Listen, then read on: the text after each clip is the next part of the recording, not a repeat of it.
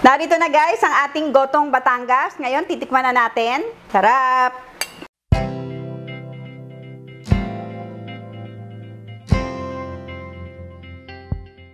Hello everyone! Welcome to Master Che! Today, dahil nagki-crave ako sa isa sa mga favorite kong kinakain pa rin sa Batangas, yun ang lulutuin natin ngayon. But before we start, please don't forget to like and subscribe! Ngayon guys, magluluto tayo ng gotong Batangas. Yan. So, meron tayo dito nga ox tripe na pinakulo ko na. Pinakulo ko na siya at tinapon ko yung unang kulo niya dahil para hindi maanggo yung ating gotong Batangas. So, dahil na natapon ko na yung unang kulo, ngayon palalambutin na natin siya. So, ilalagay lang natin siya sa ating kaserola. Ayan.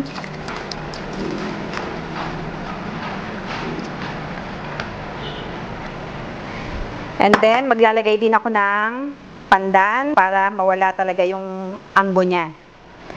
Yan, palalambutin lang natin siya hanggang lumambot. And then, maggigisa na tayo. Much later. Ngayon guys, ito na yung ating napalambot na ox tripe. Ayan, sobrang malambot na siya. Ngayon tayo ay maggigisa na. Maglalagay tayo ngayon ng annatto oil or achete oil. Konti lang para pampatulong lang ng color ng ating gotong Batangas. Ilalagay lang natin ang ating garlic.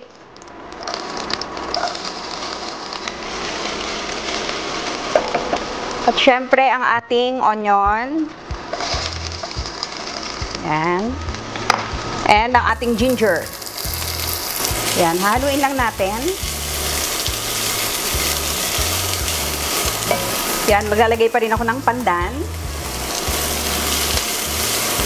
Optional guys kung ayaw nyo lagyan ng pandan. Pero sa akin kasi pampasarap siya sa aking gotong Batangas.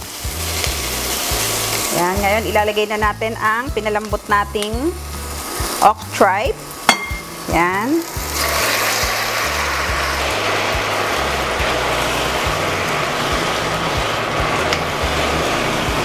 Siyempre, magsisison tayo ng salt and pepper.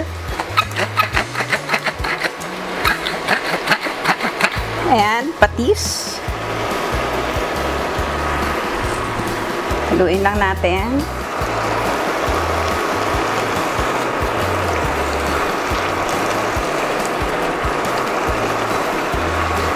Maglalagay din tayo ng konting spring onion. Yan. Ngayon, pwede na nating ilagay ang ating sabaw, yung pinagkuluan ng ating ox tripe.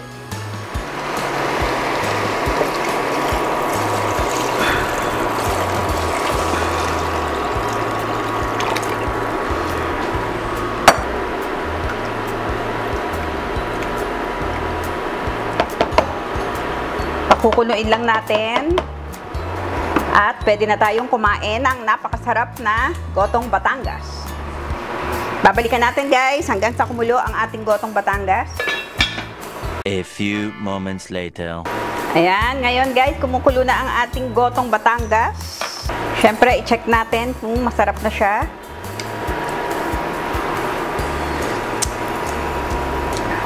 Wow! Lalagay lang tayo ng sili. At tayo ay magpi-plate na and then titikman na natin ang ating gotong Batangas.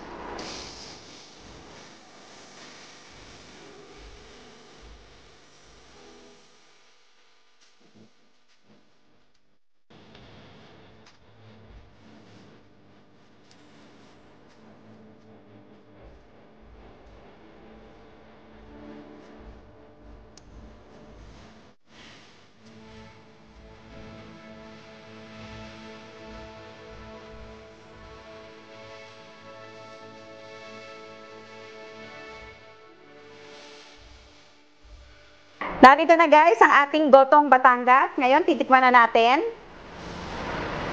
Ngayon, gagawa muna tayo ng ating sausawan para sa ating gotong Batangas. Yan, meron tayo ditong siling labuyo. Siyempre, para masarap, anghang. Siyempre, meron tayong kalamansi and patis. Yan. Lagyan lang natin din ng spring onion and onion ang ating sausawan. Siyempre, para mas masarap. Yan.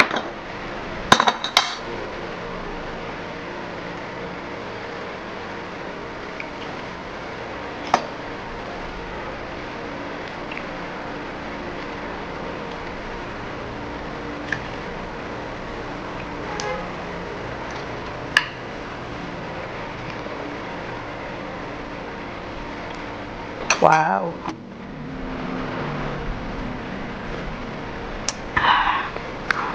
Wow, sarap.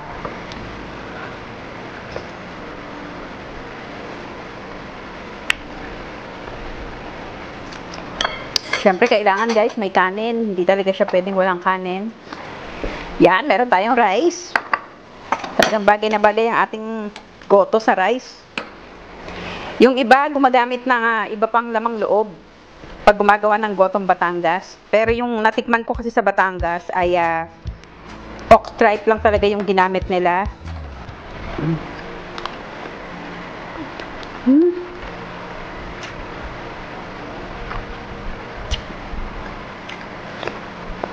Kaya nga gotong Batangas ang tawag dito kasi goto, 'di ba? Pero yung iba gumagamit sila ng laman loob, yung mga bituka at kung ano-ano pa. Pero ako talagang pag gumagawa ako ay ox tripe lang talaga yung ginagamit ko. Tsaka kailangan syempre malambot para masarap kainin. Bagay na bagay yung ating sausawan. Sarap.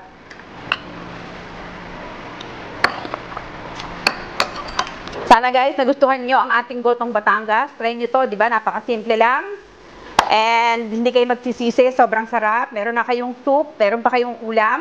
Bago tayo mag-end, gusto ko lang mag-shout out kay Rodel and Mina Concepcion. Hello and thank you so much. Sana magustuhan mo itong aking gotong Batangas. And kay Riza Noriega, Sel Arsiaga, and Jaja Gamboa. Hello, salamat po. Please don't forget to like and subscribe and click the notification bell para every time may bagong video ay manonotify kayo. Thank you so much and God bless you all. Bye! Sarap!